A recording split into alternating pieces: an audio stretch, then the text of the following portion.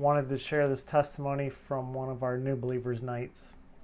We just finished up. We were getting done outside by the fire.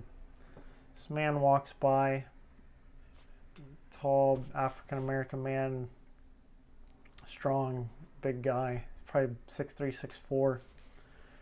Start talking to him. At first he didn't want to stop.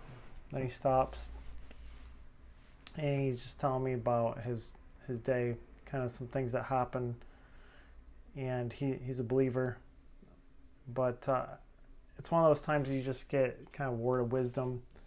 And he just stopped, and he goes, "Wow,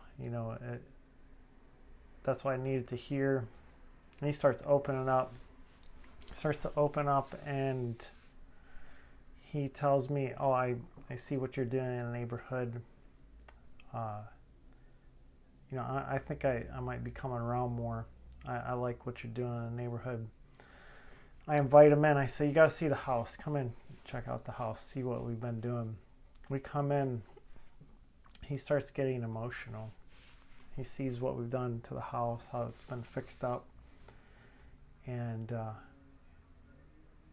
he said, "I used to sell drugs out of this house. 15 years ago, I used to sell drugs out of this house." And I said, "Come on, I want to keep showing you around." And I went upstairs. I showed him the chapel, and he's got tears running down his eyes. And I said, he goes, "That the cops arrested me in here, right out of this place, and took me." And it just continues on. We come downstairs. He's continuing to just be touched by Jesus, and he said, "I was on my way to kind of go, because I'm so grateful for you. You stopped me. I was about to fall back into, I had a really rough day. I was about to fall back and start drinking again." And he had maybe a couple drinks already. He was, like he said, falling back, and he was going to go to the bar and do some shots. But he said, you stopped me. I would have been there drinking. So I know God sent you in my life to stop me and bring me here and show me, what he has for me. And then, so we gathered around again as a community. Some of the other people that were still there came and started praying. And our friend started praying over him, and he starts prophesying over him.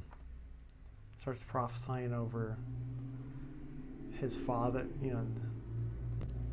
how he didn't have a father growing up, and a bunch of different things. And the guy, straight to the heart prophecy, and it just rocked his world to the point of, this is the real thing, this is the real Christian experience, basically, is what he was saying. And it was just the most amazing thing. Here's this guy, a giant of a man, looked like he could literally be playing forward in the NBA or something, and he's just brought to tears like a little child. And I just want to say the redemption of Jesus is amazing, just for that man to be selling drugs out of this house 15 years ago, to come back and to be so proud of what God is doing, and to be so moved.